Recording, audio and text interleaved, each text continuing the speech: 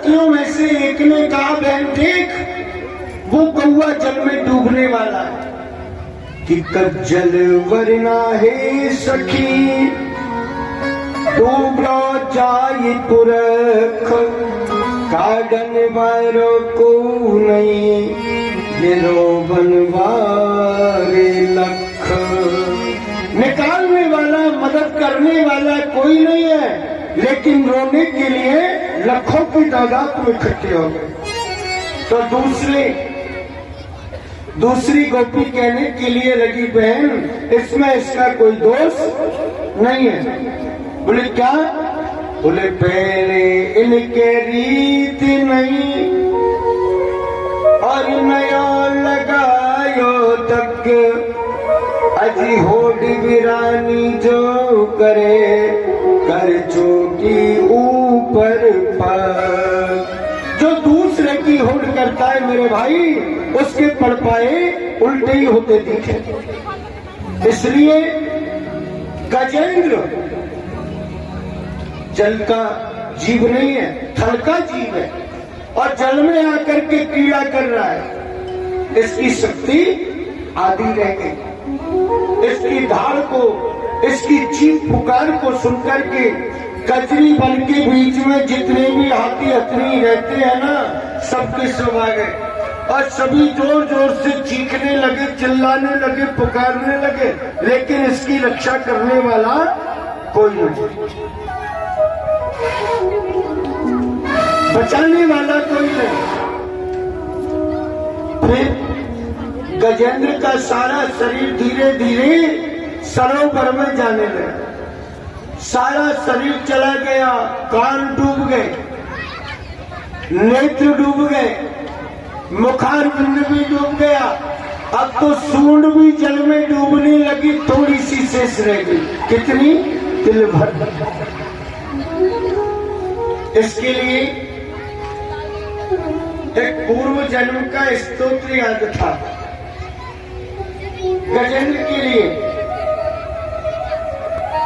इसने विचार किया कि संसार के बीच में जिसकी कोई सहायता नहीं करता, उसकी मदद भगवान नारायण करते हैं, भगवान गोविंद करते हैं, मेरे माधव रक्षा करते हैं। सबको छोड़ दो, बस एक का ही सहारा पकड़ लो, जीवन आपका भवसागर से पार हो जाएगा। बंधुओं,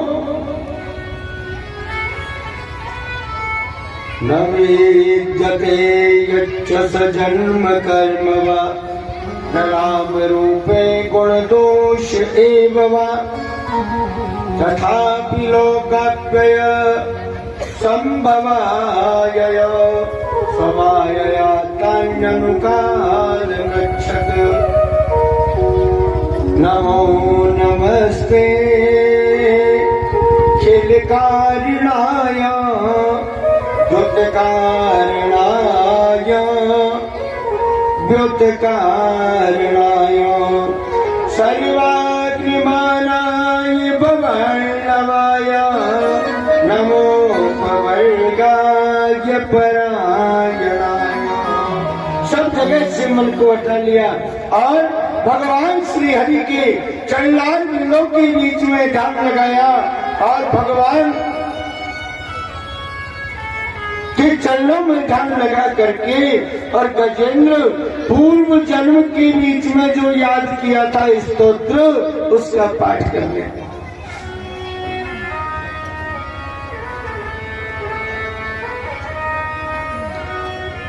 मेरे ठाकुर जी तो बड़े दयालु हैं, अपने भक्तों के ऊपर कृपा करते हैं जी।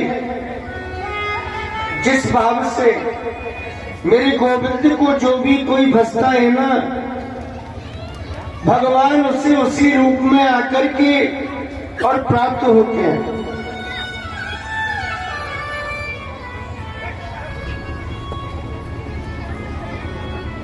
थोड़ी सी सूंड शेष रह गई, तिल भर। विचार किया नारायण का यजन करना चाहिए। गजेंद्र ने भगवान को याद किया बैकुंठ के बीच में ठाकुर जी का सिंहासन हिलने के लिए लगा। और जैसे ही ठाकुर जी का सिंहासन हिलने के लिए लगा, भगवान चलने लगे। गरुड़ जी महाराज मौजूद थे। गरुड़ जी ने कहा, प्रभु कहाँ जा रहे हो? बोले, भारतवर्ष में बिंद सरोवर में मेरा एक भक्त है गजेंद्र, जिसका ग्रह ने चरण पकड़ लिया और वो जल में डूबने वाला है, इसलिए मैं जा रहा हूं। तो बोले, महाराज मैं तैयार हूं, आप मेरे ऊपर आसन ग्रहण करो। ठाकुर जी ने कहा, ना भैया, तुम्हें चलने में विलंब हो जाएगा, तुम्हें चलने में देर हो जाएगी और वहां इतना समय नहीं है, इसलिए मुझे अकेले को जाना पड़ेगा। भगवान ने इतना कहकर के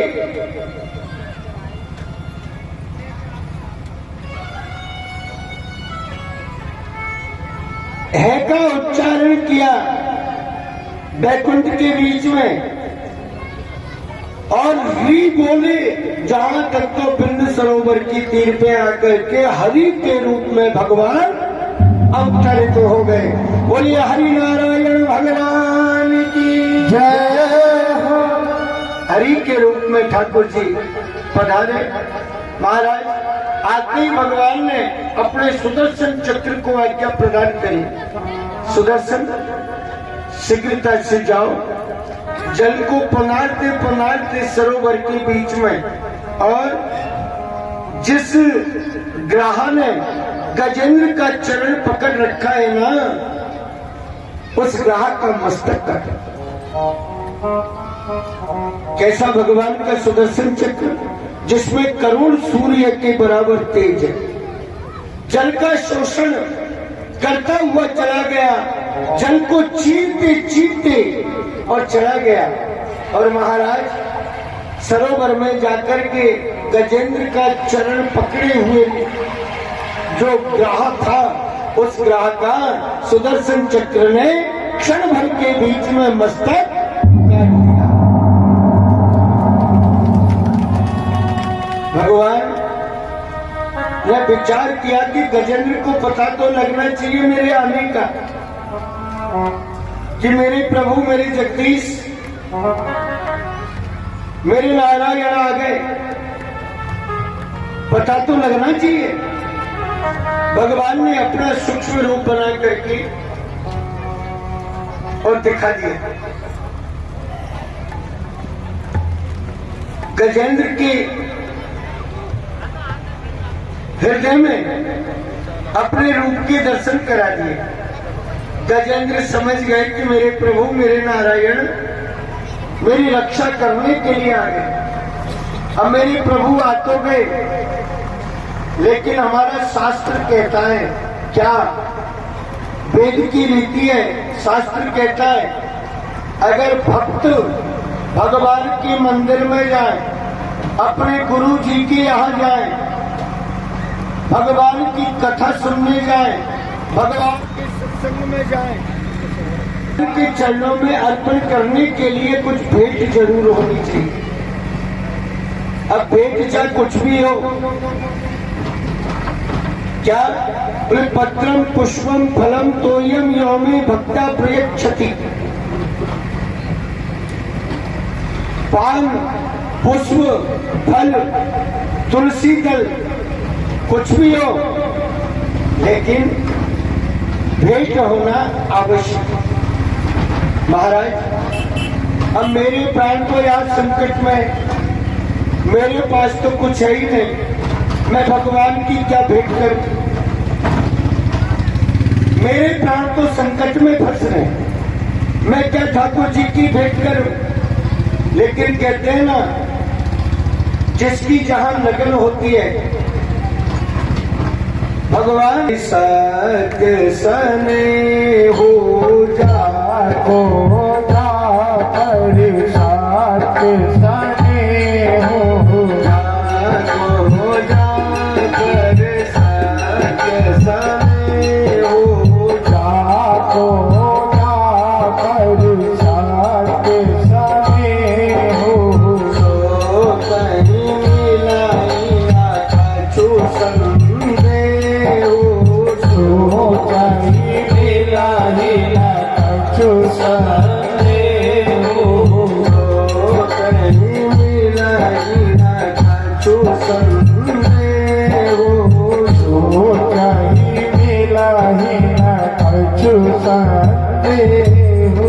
गजेंद्र ने विचार किया कि मेरे पास तो कुछ भेंट है ही नहीं, फिर मैं भगवान के लिए क्या अर्पण करूं। तो ठाकुर जी ने क्या किया, उस सरोवर के बीच में से कहीं से तैरता तैरता एक कमल का पुष्प आ गया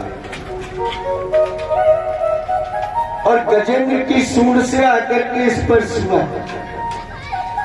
मेरे भाई बहन, जैसे ही वो कमल का पुष्प गजेंद्र की सूंड से आकर के लगा, गजेंद्र ने जोर से उसको टक्कर मारी।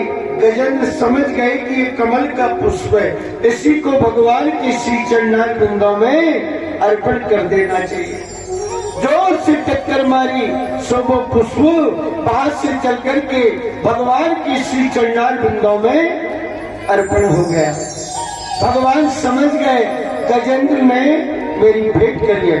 बोलिए कृष्ण कन्हैया लाल की जय हो।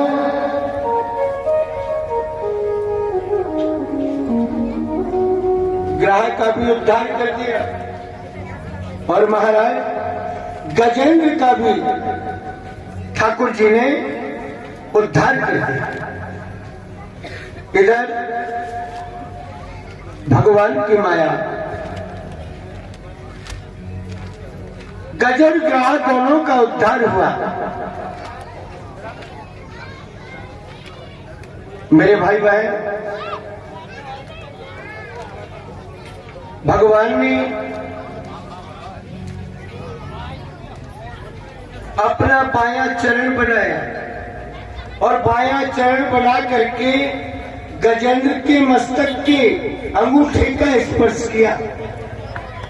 गजेंद्र की हाथी की योनि छूट गई, हाथी की देह छूट गई और राजे महाराजाओं के जैसा दिव्य स्वरूप धारण कर लिया। भगवान के चरणों में आकर के और स्तुति करने के लिए लगा, हे प्रभु, हे नारायण, आज आपने आकर के मेरा उद्धार कर दिया। भगवान ने कहा, भैया पूर्व जन्म के बीच में तुम कौन थे? कहने के लिए लगे, बोले महाराज पूर्व जन्म के बीच में मैं द्रविड़ देश का राजा था, मेरा नाम था इद्रद्युम, मेरा हट्टा कट्टा मोटा डाटा शरीर था। एक बार महलों के बीच में मेरे गुरुदेव कौन अगस्त जी महाराज आ गए। अब मेरा इतना बड़ा विशाल शरीर हो गया कि ना तो मैं खड़ा हो सकता और ना मैं बैठ ही सकता।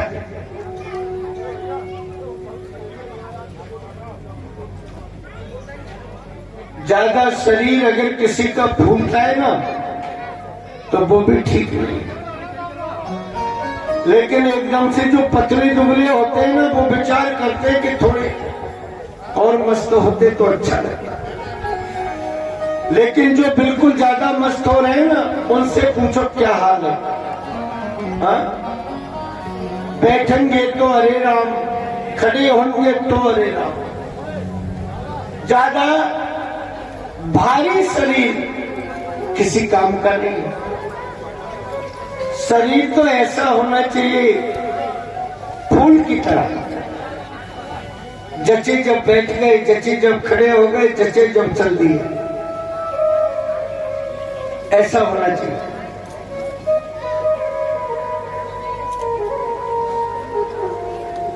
अगस्त जी महाराज आए, मैंने विचार किया अगर खड़ा होऊंगा तो या तो खड़ा ही नहीं हो सकता, और जैसे तैसे करके हो भी गया तो फिर बैठा नहीं जाएगा।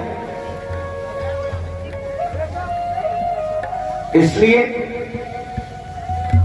खड़े होकर के मैंने गुरु जी का सम्मान नहीं किया, वैसे ही कह दिया गुरु जी सीधे ही चले आओ। सो अगस्त जी क्रोधित हो गए।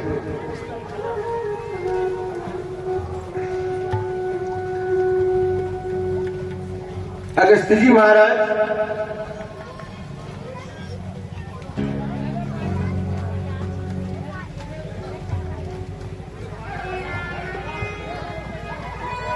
अगस्त जी क्रोधित होकर के कहने लगे, राजन इतना हाथी की तरह, अरे मतवाला शरीर तेरा बना हुआ है, लेकिन तू खड़े होकर के अपने गुरु जी का सम्मान तक नहीं कर सकता, तो फिर ये मतवाला हाथी का शरीर तेरा किस काम का? हा? किसी काम का नहीं है। जा, आज तूने मेरा खड़े होकर के सत्कार नहीं किया, तुझे तेरी राज्य लक्ष्मी का मन है, मैं तुझे श्राप देता हूँ, भारतवर्ष के बीच में, कजरी वन के बीच में जाकर के तू मतवाला हाथी हो जा। तो महाराज मैं गुरु जी के श्राप से और मतवाला हाथी हो गया। आज आपने आकर के और मेरा उद्धार किया। आज मेरा जीवन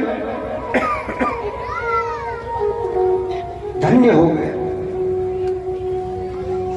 भगवान ने ग्राहकों का, भैया ग्राहक पूर्व जन्म के बीच में तू कौन था और तेरे लिए ग्राहक की होनी कैसे प्राप्त हुई, जरा तू भी बता।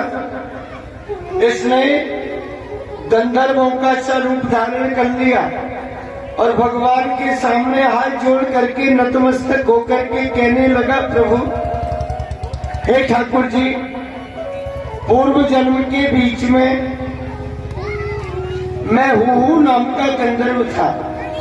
इसी सरोवर में आकर के और देवल ऋषि स्नान कर रहे, सरोवर के दूसरे घाट पर मैं स्नान करने के लिए लगा हुआ था।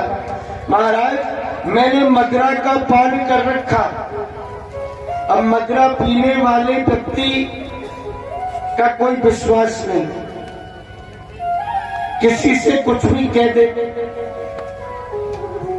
ठीक है।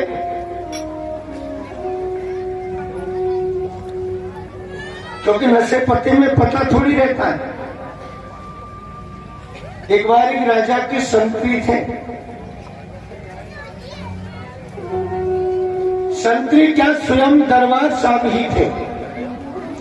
दरबार ने विचार किया सायंकाल के समय में कि नगर के बीच में भ्रमण करने के लिए चलना चाहिए।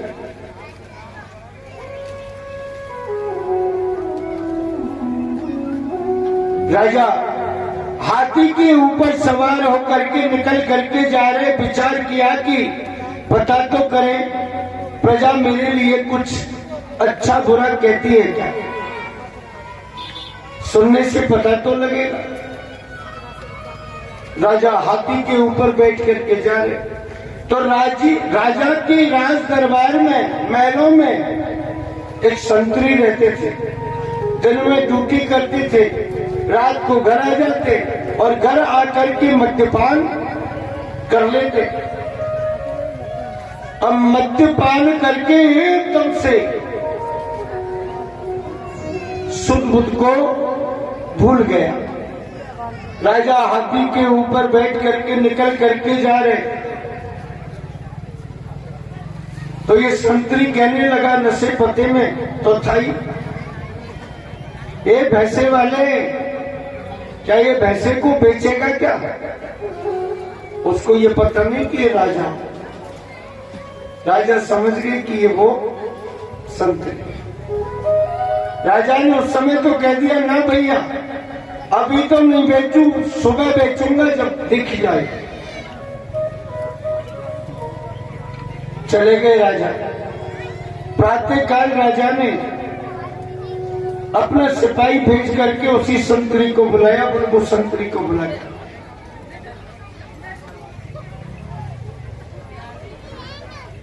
संतरी से कहा, संतरी जी महाराज भैंसा खरीदोगे? अन्नदाता